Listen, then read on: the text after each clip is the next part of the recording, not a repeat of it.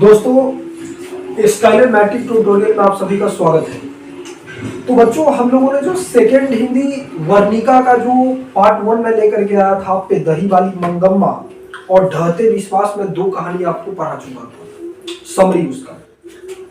और आज हम लोग इसमें 5 लेसन है, तो आज हम लोग 3 चैप्टर पे बात करेंगे। ये आज आपका कंप्लीट हो जाएगा। चलिए, तीसरा लेसन है माँ। कई बार पूछा जाता है माँ कहानी के लेखक है ईश्वर पेटिलकर। माँ कहानी के लेखक कौन है? ईश्वर पेटिलकर की कहानी है माँ। और ईश्वर पेटिलकर जो है एक गुजराती लेखक है। आप देखिएगा तो ईश्वर पेटिलकर गुजरात के एक लोकप्रिय कथाकार के रूप में जाना जाता है। कौन? ईश्वर पेटिलकर। तो 2 चीज ध्यान दीजिए कि माँ कहानी के लेखक ईश्वर पेटिलकर है और ईश्वर पेटिलकर एक गुजराती लेखक है। गुजरात के बड़े लोकप्रिय कथाकार में गिनती होती है ईश्वर पेटिलकर। ईश्वर पेटिलकर का जन्म 9 मई 1916 को हुआ था, यानी कि 9 मई 1916 को इनका जन्म गुजरात में हुआ और मृत्यु हुआ 22 नवंबर 1983 ईस्वी को। ईश्वर पेटिलकर का जन्म 1916 में हुआ गुजरात में और मृत्यु कब हुआ? 22 नवंबर 1983 ईस्वी को ईश्वर पेटिलकर जी की मृत्यु हुई। ध्यान देना, ये माँ कहानी गुजराती भाषा में लिखा गया। माँ कहानी किस भाषा में लिखा गया था? गुजराती भाषा में। लेकिन माँ कहानी का हिंदी ट्रांसलेट किसने किया? तो गोपाल दास नागर ने। ये पूछा जाता है कि माँ कहानी का हिंदी में अनुवाद किसने किया? तो गोपाल दास नागर ने माँ कहानी का हिंदी में अनुवाद किया। और ये ईश्वर दास पेटिलकर की कहानी की किताब है, कहानी संग्रह है माँ। और उस माँ कहानी संग्रह से ये कहानी लिया गया। कौन सा कहानी? माँ कहानी। तो 2 चीज आप ध्यान दीजिएगा कि माँ कहानी का हिंदी में अनुवाद किया गोपाल दास नागर ने। माँ कहानी का हिंदी में अनुवाद किसने किया? गोपाल दास नागर ने किया।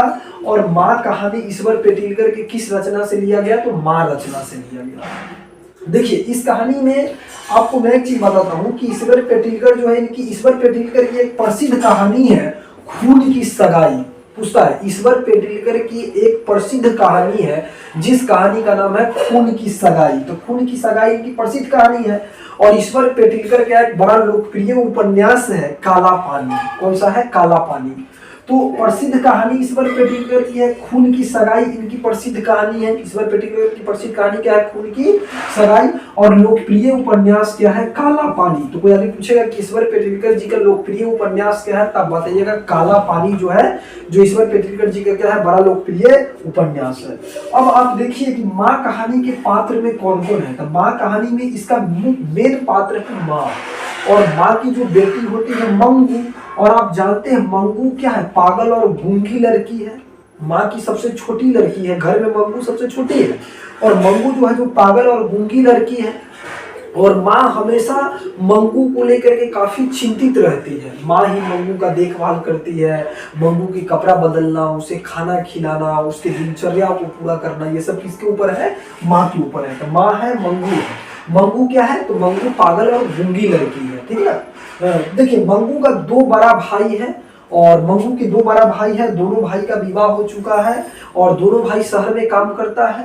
और मंगू की जो बहन है उसका नाम है कमू। मंगू की बड़ी बहन का नाम क्या है? कम्मू है। तो कम्मू है, बहुएं हैं घर में, है ना, पोता है, पोती है, नाती है ना, सब है। लेकिन माँ को फिर भी सबसे ज्यादा इस कहानी में किसको लेकर के चिंतित है? मंगू को लेकर के माँ इस कहानी में काफी ज्यादा चिंतित है। देखिएगा, उसी गांव में एक लड़की रहती है कुसुम। कुसुम भी पागल रहती है, लेकिन डॉक्टर के पास जब जाती है, पागल खाना में जब इसको रखा जाता है, तो वहां पर जाकर के कुसुम का इलाज होता है, तो कुसुम ठीक हो जाती है।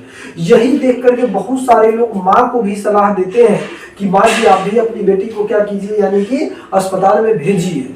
तो उसके कहने से क्या करती है माँ, यानी कि इसको भेजती है अस्पताल में। किसको? यानी कि मंगू को। और मंगू को माँ यानी कि अस्पताल में भेजती है। और वहीं पर क्या होती है, जब माँ मंगू को छोड़ करके वापस आती है, तो माँ को मंगू का इतना चिंता होता है, इतना फिक्र होता है कि सुबह में उठ करके माँ भी बोलती है कि दौड़ों ने लोगों ने मेरे मंगू को मार डाला। ये देख करके लगता है कि माँ भी क्या हो जाती है? पागल हो जाती है, वो भी मंगू के श्रेणी में आती है। तो इस कहानी में यही निष्कर्ष निकलता है कि एक माँ जो होती है वो अपनी बच्ची को लेकर के कितना ज्यादा चिंतित होती है, खास तौर पे जब उसकी बच्ची क्या हो? असमर्थ हो। देखिए, अगली कहानी है नगर कहानी। तो नगर तो कहानी जो है, इस कहानी के लेखक सुजाता है। नगर किसकी कहानी है? सुजाता की। और नगर कहानी के लेखक सुजाता है। और सुजाता एक तमिल कथाकार है। सुजाता कैसे है? तमिल कथाकार है। तो पूछेगा नगर पाठ के लेखक कौन है? तो सुजाता है, यानी कि नगर पाठ के लेखक सुजाता है। और सुजाता एक तमिल कथाकार है और सुजाता का पूरा नाम है एस रंगराजन। सुजाता जी का पूरा नाम क्या है? एस रंगराजन। पूछेगा कि सुजाता का पूरा नाम क्या है? तो एस रंगराजन है। जन्म इनका 3 मई 1935 को चेन्नई यानी कि तमिलनाडु में हुआ था। चेन्नई तमिलनाडु में।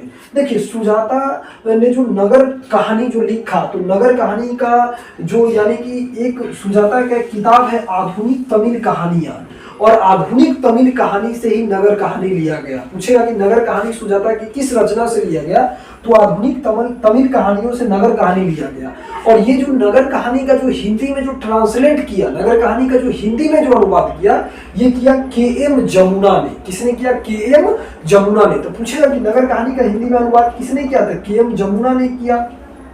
इस नगर कहानी की जो मेन पात्र देखिएगा तो वली अम्माल है, वली अम्मा। और आपको पता है कि इसमें जो वली अम्मा है, तो वली अम्मा का जो पति जो है वो मर चुका है, और वली अम्मा की एक ही पुत्री है जिसका नाम है पपाती। और पपाती को गांव में देखिएगा तो कुछ समय से ये बीमार थी, इसको मेनिंजाइटिस रोग हो चुका था। और पपाती की जो वली अम्मा जो है, जो गाँव में पपाती का बहुत झाड़ फूक करवाती है, लेकिन गाँव के डॉक्टर ने उसे शहर ले जाने के लिए सलाह देता है पपाती को। और वली अम्मा पपाती को लेकर के जब शहर आती है, तो शहर के उस वातावरण में, नगर के उस वातावरण में वली अम्मा अपने आप को ढल नहीं पाती है। कुछ समझ में नहीं आती है उस मूर्ख औरत को, और वह क्या करती है? अपने बच्ची को लेकर के दोबारा गांव में लौट जाती है। और मतलब तो फिर यानी कि बड़े डॉक्टर काफी चिंतित होते हैं, क्योंकि बड़े डॉक्टर जानते हैं कि वह पपाती का जो केस जो है वह एक सीरियस केस है। तो बड़े डॉक्टर है, नर्स है। तो इस ध्यान देना कि नगर कहानी के पात्र में वली अम्माल है, जो मुख्य पात्र है वली अम्मा की बेटी पपाती है, बड़े डॉक्टर है, नर्स है। देखिए तो ये तो हो गया नगर चैप्टर। अब जो अंतिम जो आपका जो चैप्टर है वह धरती कब तक घूमेगी। ध्यान देना, धरती कब तक घूमेगी, ये कहानी के लेखक है साबर दहिया। पूछेगा धरती कब तक घूमेगी कहानी के लेखक कौन है? साबर दहिया है। तो धरती कब तक घूमेगी कहानी के लेखक साबर दहिया है। और साबर दहिया एक राजस्थानी भाषा के प्रमुख कथाकार है। साबर दहिया कैसे लेखक है? राजस्थानी भाषा के लेखक है साबर दहिया। धरती कब तक घूमेगी चैप्टर के लेखक साबर दहिया है। और साबर दहिया राजस्थानी भाषा के एक प्रमुख कथाकार है, और राजस्थानी से हिंदी में कहानीकार ने खुद अनुवाद किया। मतलब राजस्थानी भाषा से धरती कब तक घूमेगी कहानी का हिंदी अनुवाद किसने किया? तो साबर दहिया ने खुद किया। और ये समकालीन भारतीय साहित्यकार, मतलब समकालीन भारतीय साहित्य से लिया गया है ये कहानी धरती कब तक घूमेगी। देखिए धरती कब तक घूमेगी कहानी में पात्र कौन कौन है? इस कहानी की मेन पात्र है सीता। सीता का जो पति जो है, सीता एक विधवा औरत रहती है, सीता का पति मर गया रहता है, और सीता इस कहानी की मुख्य पात्र है। और सीता के 3 गो बेटा है। सीता को यानी कि 3 बेटा है, कैलाश है, नारायण है, बिज्जू है ना। सीता के इसके अलावा पोता है, बहू है, पोते पोतिया है इसमें। लेकिन सीता के बेटा ने क्या किया है? सीता के प्रत्येक बेटा उसको भांज बना करके, जैसे कि 3 महीना माँ तुम्हारे यहाँ पर रहेगी, 3 महीना इसके यहाँ पर रहेगी, 3 महीना इसके यहाँ पर रहेगी। मतलब सीता अपने हर बेटा के पास रहने के लिए विवश है।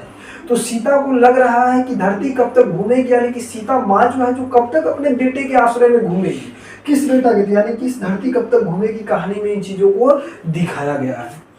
तो दोस्तों अगर आपको ये वीडियो अगर अच्छा लगता हो, मेरे पढ़ाने की शैली अच्छा लगता हो, तो आप कमेंट यानी कि कीजिए। और मैं आपको बता देता हूँ कि जो हमारे जो इंस्टीट्यूशन है स्काईलाइट मैट्रिक ट्यूटोरियल, तो मैं आपको बता दूँ ये मतलब हमारे कोचिंग में 9वां और 10वां की जो बैचेज है वो आपको 15 फरवरी से शुरू होने वाला है। अगर आप एडमिशन लेना चाहते हैं तो 15 फरवरी से आकर के आप इसमें एडमिशन ले सकते हैं। लेकिन मैं आपको इतना यकीन दिलाता हूं कि इसमें आपको एक टॉप फैकल्टी के टीचरों से पढ़ने का मौका मिलेगा, क्वालिफाइड टीचरों की टीम के द्वारा आपको पढ़ाया जाएगा।